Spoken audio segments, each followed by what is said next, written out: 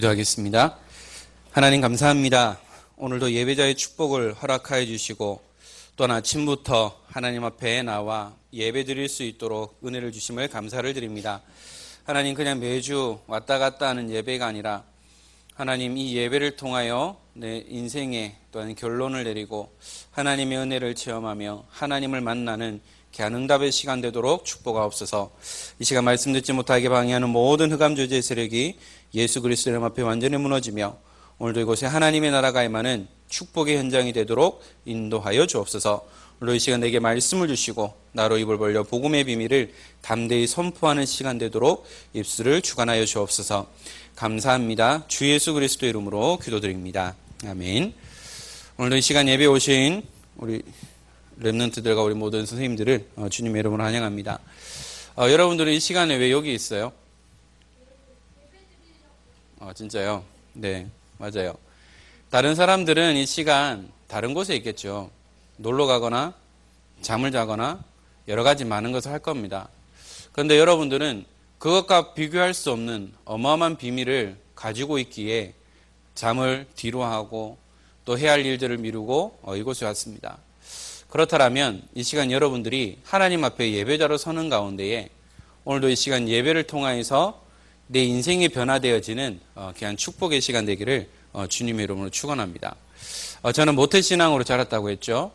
그리고 저와 상의하지도 않으시고 제가 5살 되던 해에 아버지께서 신학교를 가시며 지금 현재 있는 그 지역에 개척을 하셨습니다. 그래서 저는 가장 싫었던 날이 이 시간입니다. 얘기했죠. 이 시간 9시만 되면 재미있는 만화 영화를 했거든요. 저는 한 번도 볼 수가 없었어요. 너무나 재미있는 만화 영화를 하는데 볼 수가 없어요. 그렇다고 해서 예배를 안 간다? 그럼 아버지한테 뒤지게 혼났거든요. 어떤 일이 있었냐? 한 번은 밑에 사는 동네 형에게 형 교회 가자라고 얘기하러 갔다가 오히려 꼬심을 당해서 고기 잡으러 갔다가 예배를 못 드렸어요. 갔다 와서 아버지한테 되게 혼났었고요. 또 한 번은 초등 시절인데 그때는 오전에도 예배가 있었고 오후에도 예배가 있었습니다. 자전거를 타고 오락실 가서 오락을 했는데요. 어떡하지? 시간을 많이 넘겨버렸어요. 그날 진짜 아버지한테 죽을 만큼 혼났었어요. 맞았어요. 그 이후로는 절대 예배는 안 빠지는데요. 예배가 너무 저에겐 부담이 되고 너무 싫은 거 있죠. 그래서 한 번은 이제 제가 보이스카우트 출신입니다. 여기 보이스카우트 출신도 있을 건데, 보이스카우트나 걸스카우트도 있을 건데, 초등학교 6학년 때 아버지 나 보이스카우트 합숙 가고 싶어요. 라고 해서 한 번 허락을 받고 보이스카우트 가서 그래도 이제 믿는 분이 계셔서 선생님 중에 이제 예배를 인도하시고 했던 그런 경우도 있었습니다. 그 이후에는 교회를 안 가본 적이 없어요. 안 가면 마주 죽으니까 그 당시에는 율법으로 완전히 무장을 하셨기 때문에 그때는 진짜 예배 안 가면 안 되는 줄 알았어요. 그렇다고 해서 제가 반항은 해본 적은 없어요. 그냥 용기가 없었기 때문에. 반항하고 일탈하는 친구들은 용기 있는 친구들입니다. 저는 용기가 없었기 때문에 겁이 많아서 그렇게 하지는 못했어요. 그러던 어느 날 강단에서 복음이 흘러나오기 시작하고 저도 모르게 그냥 자연스럽게 생활했던 것처럼 복음 메시지 속에 있고 어느 날 보니까 나도 모르게 합숙의 자리에 있고 수련의 자리에 있고 지금까지 오게 된 거죠. 이것을 보면 내 자신을 보면 안 되는 것처럼 보이고 할 수 없는 것처럼 보이지만 지난주 우리 강단 말씀처럼 하나님이 만들어 가신다는 거죠. 그렇다고 제가 뭐 크게 변화된 것이 있냐? 그건 없는 것 같아요. 그런데 저는 아무런 어려움 없이 무난하게 평탄하게 와서 하나님의 은혜를 체험하고 위기 순간마다 하나님의 은혜를 더욱더 체험함으로 이제 굳건하게 강건하게 세워지는 것을 보게 됩니다. 그래서 우리 렘넌트들도 혹시 이 자리에 억지로 와 있는 렘넌트들은 없을 것 같아요. 제가 아니기 때문에 여러분들은 다 하나님의 은혜로 이 자리에 왔을 거라고 생각하는데요. 진짜 우리가 예배드리러 왔다라면 우리가 이 시간 무엇을 하고 무엇을 누리고 무엇을 체험하고 가야 될 것이냐라는 부분들을 여러분들은 기억을 해야 되겠습니다. 자, 그래서 여러분들은 다른 것이 아니고요. 흐름을 따라갈 수 있어야 되겠죠. 어떤 흐름입니까? 말씀의 흐름, 언약의 흐름, 중요한 흐름인데요. 우리가 따라가지 말아야 될 것이 있어요. 바로 세상의 흐름입니다. 물론 우리가 그 유행에 민감한 우리 티네이저들하고 또 우리 20대 초반에 파릇파릇한 우리 아가씨들이 있어요.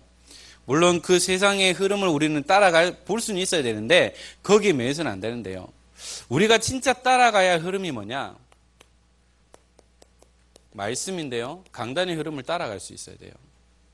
우리 랩런트들은 아침부터 오후까지 계속해서 예배 드리고 있습니다. 그러면 여러분들이 랩런트 예배 메시지, 오전 메시지, 오후 메시지를 여러분들이 언약으로 잡을 수 있어야 돼요. 목사님은 저는 예배 잘 들었냐? 저도 예배 잘 안 들었어요. 말씀만 듣기만 했어요. 그리고 여러분 시절에 저희 담당 선생님 많이 울렸어요.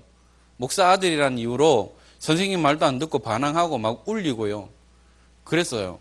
그러다가 제가 교사가 되어보니까 하나님께서 저 같은 아이를 또 반으로 주시더라고요.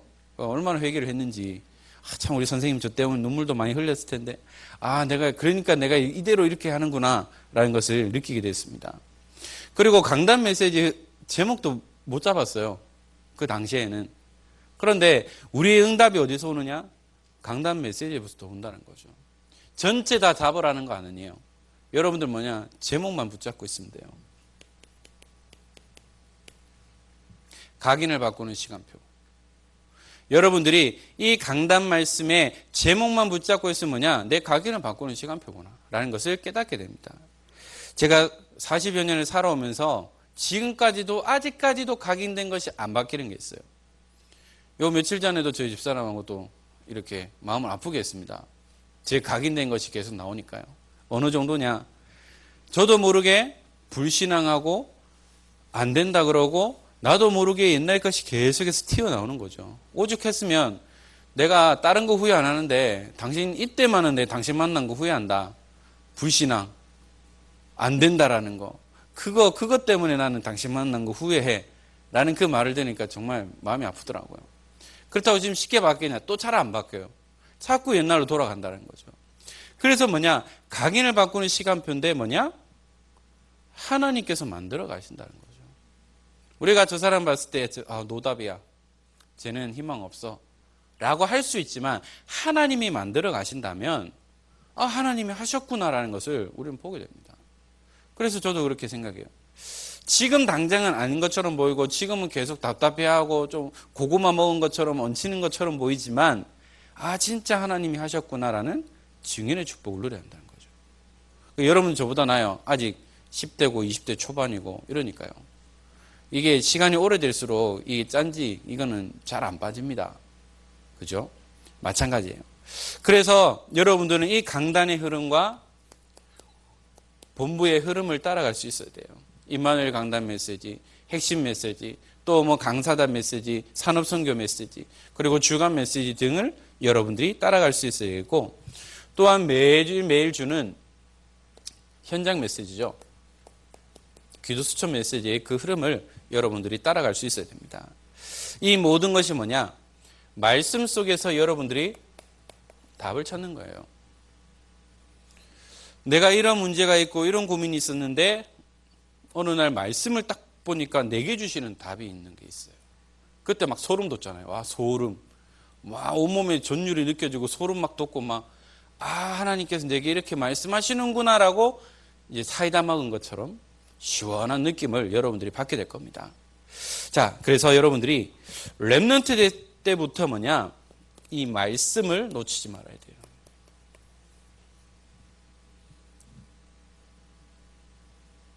배를 타고 가다가 조난을 당했습니다. 내가 그 조끼를 입고 있으면 살게 돼 있어요. 그러나 조끼도 없고 아무것도 없다. 그러면 제 불에 지쳐서 결국은 죽을 수밖에 없어요. 그런데 누군가가 생명의 줄을 던져줬다. 그것만 붙잡고 있어도 난 살게 돼 있다는 거죠. 지금 이 시대가 어떤 시대입니까?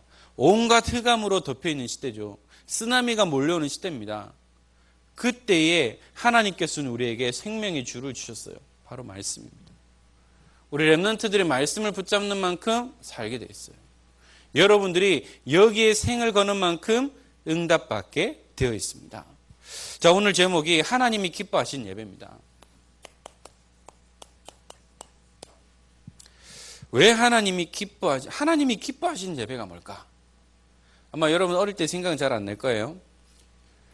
저도 잘 기억은 안 납니다만 엄마 아빠가 무엇을 할 때 기뻐하는지 아이들은 안다는 거죠.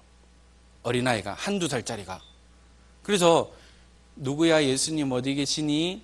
이러면 엄마 아빠가 까라라고 좋잖아요. 아유 좋아라. 그래 네 마음속에 예수님 있어 라고 하잖아요. 그런데 어린아이가 얼마나 영특하냐. 어떤 행동을 하면 엄마 아빠가 기뻐하는 줄 안다는 거죠. 진짜 알고 하는지 모르고 하는지 모르겠어요. 저도 저희 오녀 크면 한번 해볼 겁니다. 오녀야 예수님 어디 계시니? 이러면 아마 겁나게 좋을 것 같은데 진짜 그걸 알고 하느냐 아니면 아빠 엄마 반응 때문에 하느냐라는 거죠. 하나님은 언제 기뻐하실까요? 자, 부모님은 자녀를 볼 때 언제 기뻐할까요? 우리 자녀들이 헤매고 시달리고 어려움을 당할 때 그때 기뻐하실까요? 아니면 우리 자녀들이 그 문제 속에서 이겨내고 응답 속에서 살아가는 것을 기뻐할까요? 이미 답은 알고 있습니다. 그렇다면 하나님이 기뻐하시는 예배란 무엇이냐라는 것을 우리 다시 한 번 더 기억해야 되겠습니다. 왜냐하면 모태신앙으로 쭉 자라왔고요. 저도 예배 안 드리면 안 되는 줄 알고 살았어요. 그런데 그 예배가 그냥 단순하게 드리는 예배냐? 우리 아빠가 목사님이기 때문에 중직자이기 때문에 내가 이곳에 있느냐? 아니면 진짜 내가 하나님을 만나기 위해서 이 자리에 왔느냐? 이것은 다를 수밖에 없다는 겁니다. 그래서 우리는 먼저 기억해야 될 것이 있죠. 여러분들의 정체성입니다. 내가 누구냐? 변하지 않습니다. 저는 정씨 집안의 둘째 아들로 태어났습니다. 저희 딸은 정씨 집안의 장녀로 태어났습니다. 이게 뭐냐? 변하지 않는 거죠. 난 정씨 싫어. 나는 엄마 성 따라서 전씨 할래. 할머니 성 따라서 나는 박씨 할래. 라고 해서 할 수 없어요. 한번 그 흐름은 조건 바꿀 수가 없어요. 그와 마찬가지로 내가 누구냐? 하나님의 자녀. 렘넌트라는 사실입니다. 시달리든 누리든 렘넌트는 렘넌트입니다. 한번 해병은 영원한 해병이라고 하는데요. 한번 렘넌트 영원한 렘넌트입니다. 바꿀 수가 없어요. 변하지 않는다는 거죠. 그러면서 여러분들은 21세기 이끌어 나갈 주역이고요. 렘넌트 선교사입니다. 더 나아가 여러분들은 영적 지도자로 영적 서밋의 축복을 누려야 한다는 겁니다. 그리고 여러분들은 뭐냐? 나는 은평교회에 소속된 렘넌트라는 거죠. 그리고 여러분들은 어떤 사람이 돼야 되느냐? 우리 은평교회를 이끌어 나갈 미래의 중직자, 미래의 목회자, 선교사로 준비해야 된다는 겁니다. 여기 우리 남학생들 목회자 하나만 다 중직자 돼야 돼요. 우리 여학생들도 사모 아니면 다 중직자 해야 돼요. 그래서 여러분들은 우리 은평교회를 살리고 렘넌트 운동하는 미래의 중직자로 목회자로 선교사임을 여러분들은 기억을 해야 됩니다. 그리고 하나님께서 우리에게 주신 7가지 축복이 있죠. 우리의 신분 권세입니다. 성령 내주 인도 역사하시고 흑암이 꺾이고 천군 천사가 동원되어지며 천국 시민권을 가지고 세계복음하는 축복을 주셨습니다. 신분은 깨달을 때, 권세는 사용할 때 그 빛을 발하게 돼 있죠. 여러분들이 누구냐라는 것을 절대 잊지 말아야 돼요. 시달리든 아니면 그냥 띠리하게 살든 늘 속고 살든 여러분들은 나는 렘넌트라는 것, 그리고 내게 주신 하나님의 신분과 권세를 절대 놓치지 말아야 됩니다.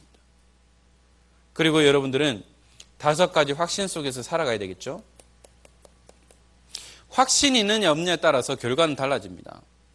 이제 우리 대학생들은 이제 시험 마무리가 됐고요. 우리 중고등부 렘넌트들은 이제 7월 달에 시험을 치겠죠.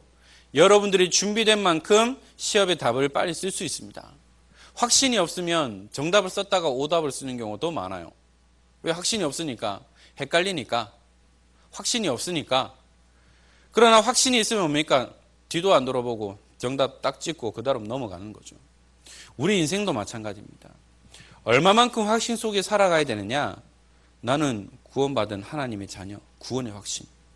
자녀니까 기도하면 응답받는다라는 기도 응답의 확신이 있습니다. 그리고 뭐냐? 내 모든 문제는 다 끝났다. 더 이상 묻지 않으신다. 사죄의 확신입니다. 그것뿐만 아니라 뭐죠? 하나님께서 나의 모든 길을 인도하시고 승리하겠다는 그 승리의 확신을 주셨습니다. 이것이 우리가 가질 5가지 확신입니다. 여러분들이 이 신분과 권세의 5가지 확신 속에서 날마다 이 축복을 누릴 수 있어야 되겠죠.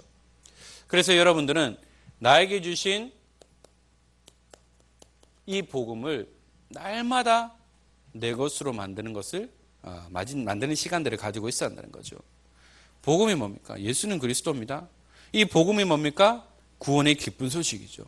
하나님을 떠나 죄와 저주와 사단의 권세 아래 있을 그때에, 내 힘으로 해결할 수 없는 그때에 하나님께서는 그리스도를 이 땅에 보내시어 그를 십자가에 죽게 하시고 피를 흘리게 하심으로 부활하셔서 성령으로 나와 함께 하시고 나를 하나님의 자녀로 삼아주신 그 구원의 기쁜 소식이 바로 복음입니다. 여러분들 마라톤의 기원을 아시죠? 전쟁에서 승리했는데 이 승리한 병사가 왕에게 그 승전가를 이제 승리했다는 것을 알리기 위해서 뛰어왔습니다. 그리고 왕이시여 우리가 이겼습니다라고 하고 죽었어요. 그래서 그것을 기리기 위해서 마라톤이라는 것이 생겼습니다.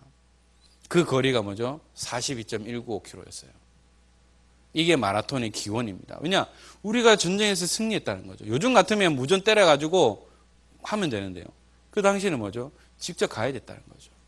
그와 마찬가지로 뭡니까? 이미 다 이겼다는 거죠. 우리는 이 사실을 분명히 기억하면서 내가 만난 그리스도. 엄마 아빠가 만난 그리스도가 아니라 내가 만나고 내가 체험하고 내가 누리는 그 그리스도가 돼야 한다는 겁니다. 왜죠? 우리의 신앙은 개인 신앙입니다. 엄마 아빠 신앙이 아니에요. 엄마 아빠는 따로고 나는 따로예요. 그래서 여러분들이 개인 신앙을 가지고 하나님 앞에서 날마다 이 비밀을 누리고 있어야 되겠죠. 하나님께서 우리에게 주신 원색 복음, 창세기 3장 15절의 여자의 후손, 6장 14절의 방주의 언약, 출애굽기 3장 18절의 피의 제사, 이사야 7장 14절의 임마누엘의 언약, 마태복음 16장 16절의 그리스도에 대한 언약입니다. 이 원색 복음을 여러분들은 날마다 가슴에 새기고 말씀 따라갈 수 있어야 되겠죠. 자, 우리가 함께 말씀을 다시 살펴보겠는데요. 바울이 중요한 사역을 했죠. 하나님의 은혜로 말미암아 하나님 앞에 회심하게 되고 예수 믿는 자를 핍박했던 핍박자가 이제는 이방인들과 임금들과 유대인들을 위한 택한 그릇으로 이방인의 사도로 전도자로 살아가는 것을 보게 됩니다. 또한 바울은 14권의 서신을 썼습니다. 그 가운데의 서신이 로마서입니다. 자, 이 로마서를 기록하게 된 목적이 있죠. 편지 쓸 때도 목적이 있습니다. 아버지 건강하시지요? 잘 지내고 계시죠? 라고 서두는 겁나게 이렇게 멋있게 썼다가 결론은 뭐죠? 용돈 주세요. 이게 부족해요. 돈이 모자라요. 뭐 좀 주세요 라고 하는 겁니다. 모든 것에는 목적이 있습니다. 하나님께서 우리에게 성경을 주신 것도 목적이 있죠. 바로 이 성경을 통해서 구원의 길을 설명하고 있습니다. 자, 그러면 로마서를 기록한 목적이 뭐냐? 바울이 3차 전도 여행을 준비하면서 나 이제 로마로 가겠다. 로마에 있는 사람들에게 가겠다라고 로마 방문을 계획하는 겁니다. 그리고 어떤 것을 기록하고 있느냐? 로마 그리스도인들의 신앙을 경고케 하는 거죠.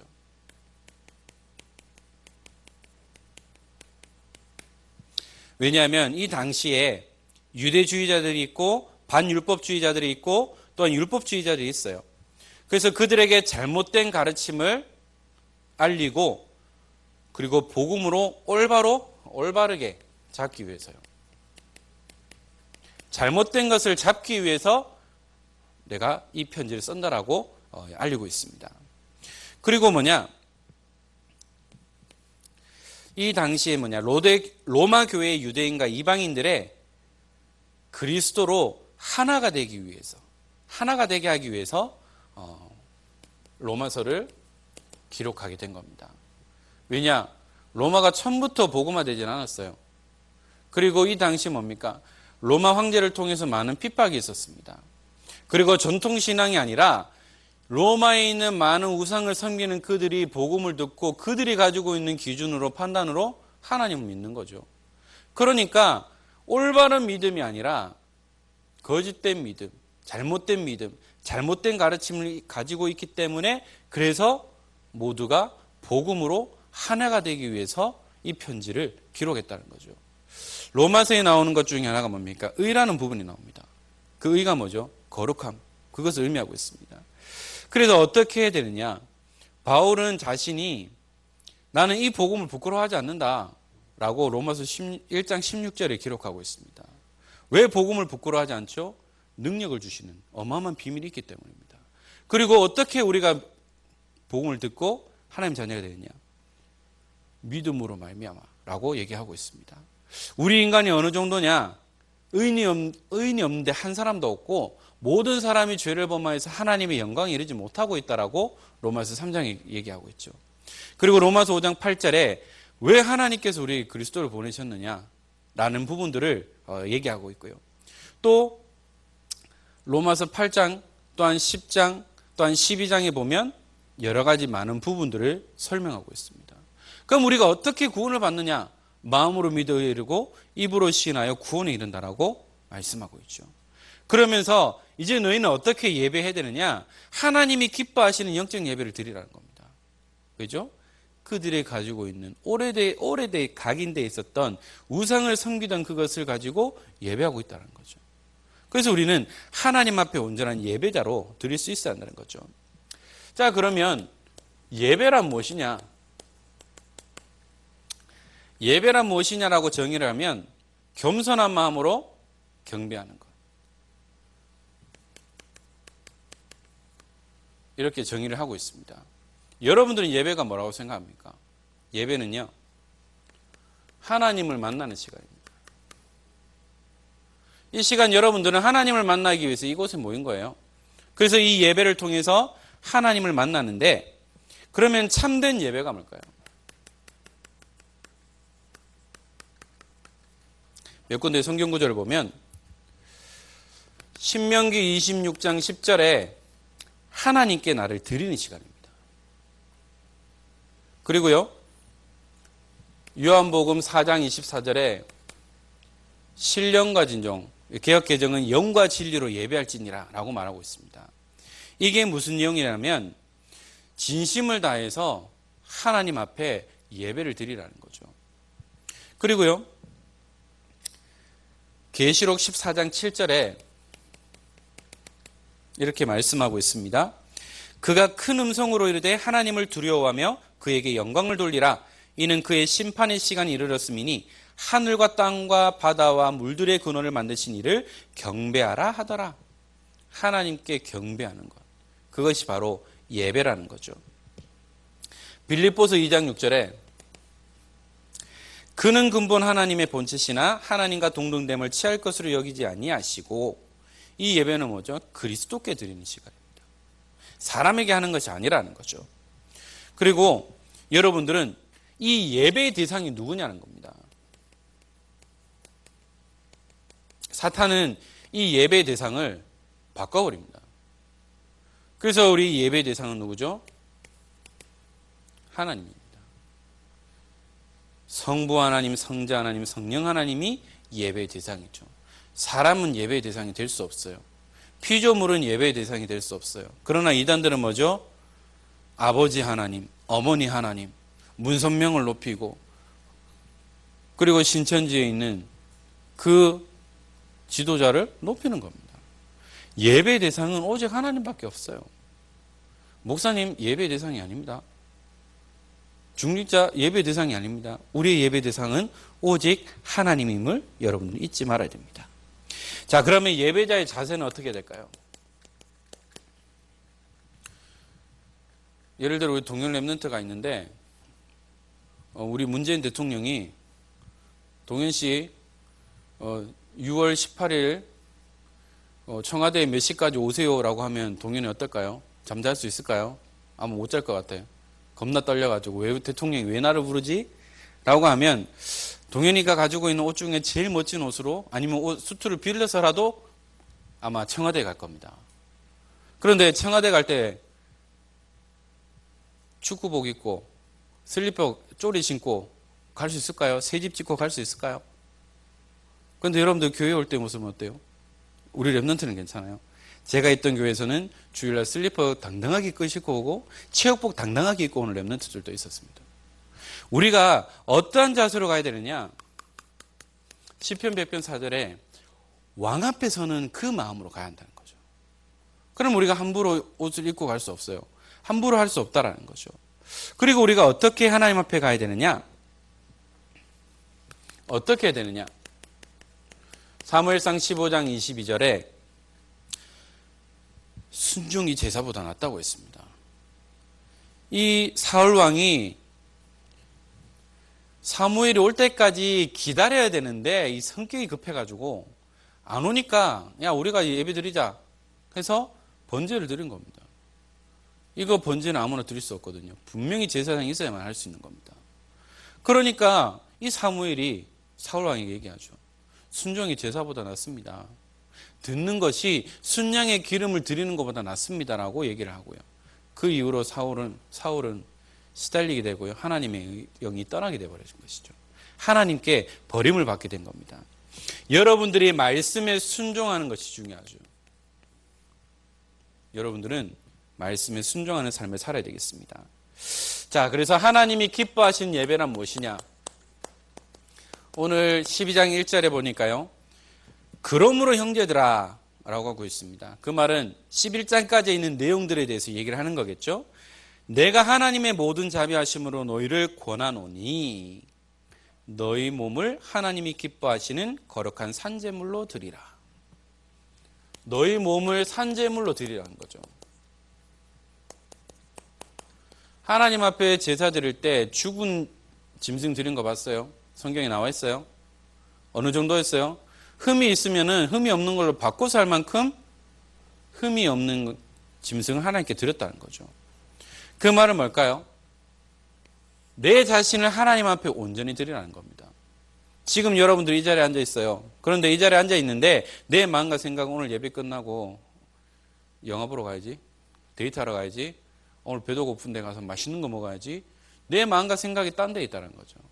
그러면 뭐냐? 내 자신을 산제물로 드릴 수 없는 겁니다. 왜? 이미 내 마음과 생각이 다른 데 빼앗겨 있다니까요. 그래서 뭐냐? 내 마음과 생각이 온전히 하나님을 향하고 내 자신을 온전히 하나님 앞에 드리는 겁니다. 하나님 앞에 집중하는 거죠. 제 아이를 보면서 제가 느끼는 건 뭐냐? 집중하니까 아빠가 아무리 불러도 안 봐요. 쳐다보지도 않아요. 다 보고 난 다음에 아빠를 쳐다보는 거죠. 우리는 그만큼 하나님 앞에 집중하고 있습니까? 저는 잘 안 되는 것 같아요. 저 워낙 집중력이 너무 좋아가지고 오래 앉아있지를 못해요. 오래 쳐다보지를 못해요. 우리가 하나님 앞에 집중하고 내 자신을 온전히 하나님 앞에 드릴 수 있어야 한다는 거죠.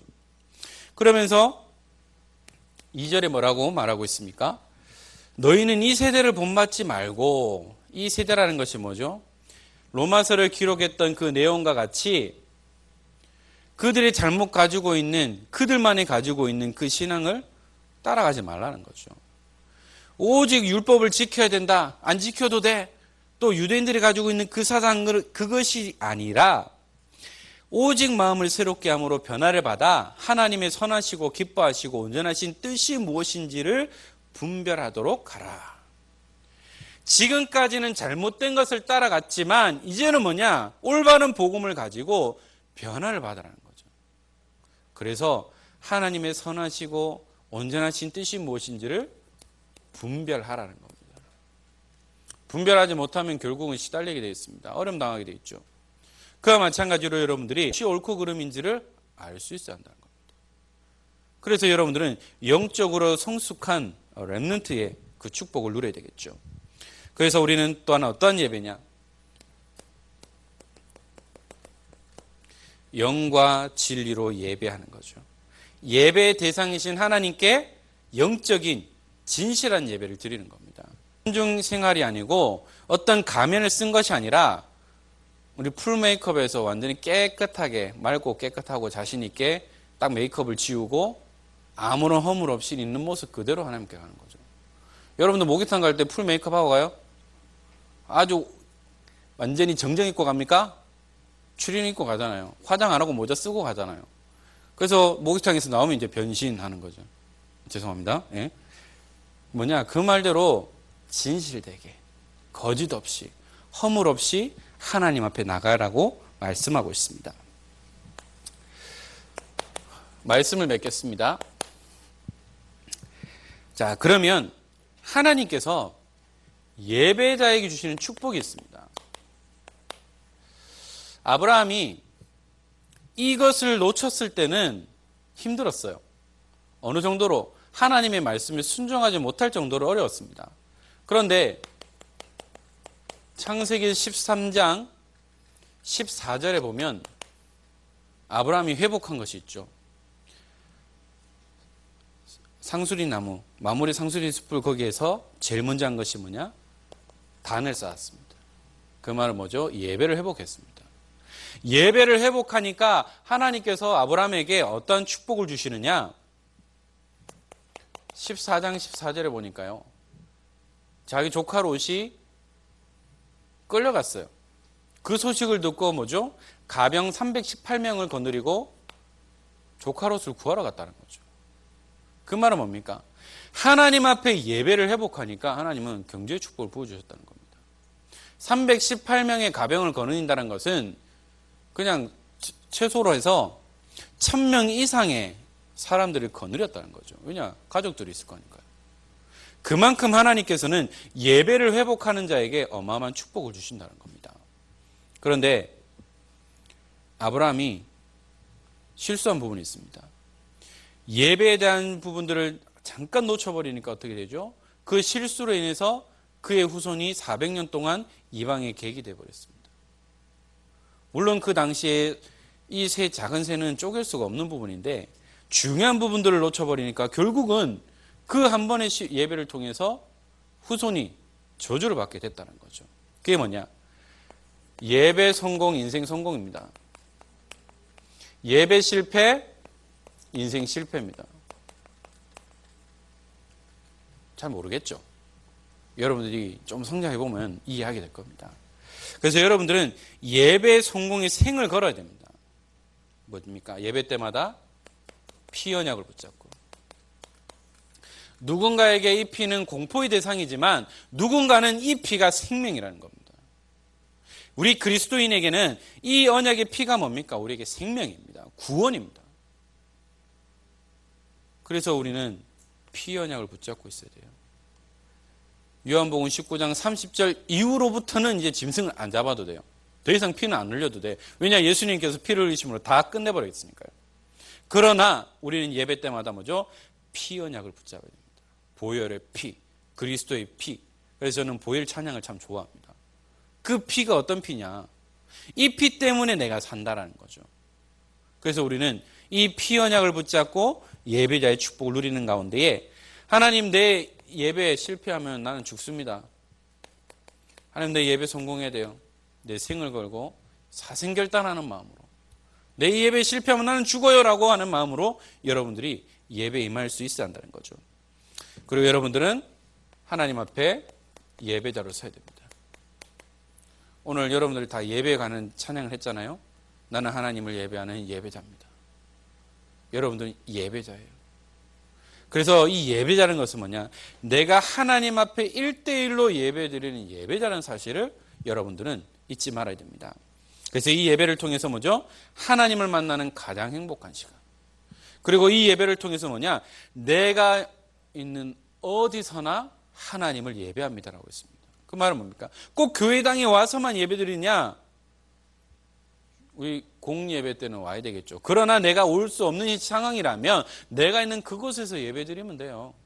꼭 시달릴 필요 없어요. 아, 오늘 예배 못 갔는데 어떡하지라고 시달릴 필요가 없어요. 내가 있는 곳 어디서나 하나님을 예배합니다. 하나님 장소에 구애받지 않아요.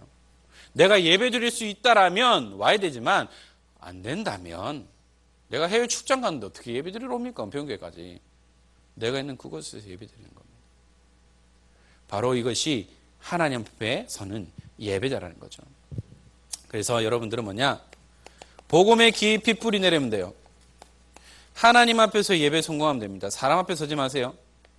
그리고 여러분은 영적 군사이기 때문에 훈련의 흐름 속으로 들어가야 됩니다. 그래서 여러분들이 기도해야 될 제목이 있습니다. 여러분들은 렘넌트 문화를 이끌어 나갈 문화 사역자로 서야 되죠. 그리고 뭡니까? 이번 여름에 있을 렘넌트 여름 성경학교를 위해서 기도해야 됩니다. 각 기간마다 성경학교 되겠죠. 저는 개인적으로 생각합니다. 각 기간만 성경학교 하는 것이 아니에요. 우리 교회 모든 성도님들이 함께 동참하는 것이 성경학교라고 저는 생각을 합니다. 그래서 어느 기간만, 어느 파트만이 아니라 모든 성도님들의 마음을 담고 기도하고 참여하고 또 경제적으로도 좀 후원을 하고 기도로 후원을 하면서 또 시간이 되면 함께 참여하면서 함께 이 문화를 만들어 나가는 거죠. 그리고 중요한 우리 다락방의 전도운동의 중요한 훈련인 세계 렘넌트 대회, 그리고 렘넌트 리더 수련회, 각종 수련회들이 있습니다.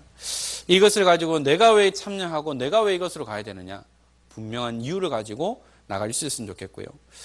좀 시간이 많이 갔습니다만 여러분들 선생님들하고 만날 때 이 한 가지만 좀 얘기를 나눴으면 좋겠어요. 뭐냐? 나에게 있어서 예배란 무엇이냐? 이 부분을 한번 선생님들과 함께 좀 포럼을 하면서 나에게 있어서 예배는 이겁니다. 나에게 있어서 예배 이런 것 같은데요. 잘 모르겠어요. 라면 여러분들이 나의 예배가 뭐냐? 나에게 있어서 예배가 무엇인지를 발견하고 또한 그 발견한 것을 가지고 예배자로 서는 가운데에 오늘도 종일토록 예배하는 가운데에 하나님의 은혜를 누리며 말씀만을 따라가는 사랑하는 우리 모든 렘넌트들과 우리 모든 사역자들 되기를 주 예수 그리스도 이름으로 축원합니다. 기도하겠습니다. 하나님 감사합니다. 오늘도 저희들에게 예배드릴 수 있는 축복을 주신 하나님, 날마다 언제 어디서나 하나님을 예배하며 찬양하는 예배자의 축복을 누릴 수 있도록 은혜를 허락하여 주옵소서. 하나님, 정말 하나님이 기뻐하시는 예배자의 축복 속에 날마다 하나님을 만나며 날마다 그리스도로 참된 평안과 안식을 누리며 또한 이 시대를 살릴 렘넌트 운동의 주역으로 설 수 있도록 축복하여 주옵소서.